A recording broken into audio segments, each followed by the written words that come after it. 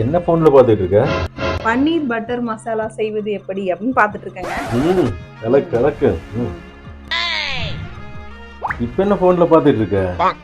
Dynamic chicken செய்வது எப்படி அப்படின்னு பார்த்துட்டு இருக்கேங்க. ஓ, நாளைக்கு சண்டே. கலக்கு கலக்கு. இப்ப என்ன போன்ல தீவிரமா பாத்துட்டு இருக்க? ஏங்க டியூனா ஃபிஷ் கறி செய்யறது எப்படி அப்படின்னு பார்த்துட்டு இருக்கேங்க. கலக்கு கலக்கு. இன்னைக்கு வேற ஏகப்பட்ட டிஷ்.